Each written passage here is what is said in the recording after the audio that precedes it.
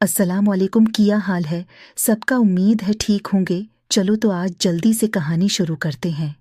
मेरा नाम अलीज़ा है। मेरे वालिदीन ने मेरी तरबियत इन खतूत पर की कि अगर कुछ गलत या ना हक होता देखूं तो मुझे ज़रूर कुछ न कुछ करना चाहिए। अपनी ज़ात तक और अपने के लिए जीना नहायत बुज़दिली का काम है। कुदरती तौर पर ऐसी तबीयत थी, सो खून में भी यही आदत मिल गई। जहाँ कहीं किसी के साथ ज़्यादती हो रही हो, सब कहते अलीज़ा होती तो ज़रूर कुछ न कुछ करती, बाकी सब तो खामोश तमाशाई बने खड़े रहते। जबकि मैं अपने लड़की होने से भी न डरती और जिस भी तरह का मामला हो मैं उसमें कूद पड़ती।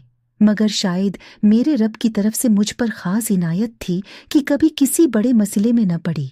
खैर, इसी दौरान जाने कब मैं किसी अजीब से इंसान की नज़र में आ गई और बस वहीं से मेरा बड़ा वक्त शुरू हो गया। मैं 15 साल की थी जब मेरे लिए रिश्ते आना शुरू हुए। वजह मेरी खूबसूरती और खुश अखलाकी थी। कई रिश्ते आते और ऐसे ही वापस चले जाते, क्योंकि मेरे माँ बाप को वो गौहर नायाब नहीं मिल रहा था जिसके वो इंतज़ार में थे, या जो इन्हें मेरे शायान शान लगता। कुछ वो मेरी पढ़ाई ख़त्म होने के इंतज़ार में थे, इसलिए सबको खाली हाथ ही लौटा देते। उन्हीं दिनों एक शख्स का रिश्ता बार बार आने लगा। कभी कहते कि 10 साल तक भी इंतज़ार कर लेंगे, बस अभी मंगनी कर दें। वो हर शर्त मानने को तैयार थे, क्योंकि बकूल इस औरत के बेटे ने मुझे किसी बाजार में देखा था और मैं तभी उसके दिल में घर कर गई थी। वो जब से जद बांधे बैठा था कि शादी करेगा तो बस मुझसे, वरना नहीं। इस रिश्ते में कोई खामी तो नहीं थी, लेकिन मेरे अबा को वो लड़का बहुत जुनूनी सा लगा जो अभी से इस हद तक जा रहा था। ऐसे जुनूनी को अपनी नाजुक कली देने से अबा ने साफ इनकार कर दिया, और फिर उनके इस इनकार को कोई भी हाँ मैं नहीं बदलो ई सका। उनकी इस बात पर मैं भी काफ़ी खुश हो गई, क्योंकि वो इंसान मुझे खुद भी ज़ाती तौर पर पसंद नहीं था।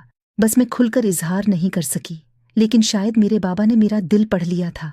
इस वाक़ये को कुछ अरसा बीत गया था और ये बात अब काफ़ी पुरानी हो गई, लेकिन अब भी मुझे कभी कभी लगता कि मुझ पर मुसलसल 2 आंखें लगी हैं जो मेरी तमाम हरकत और सुकनात पर नज़र रखे हुए हैं।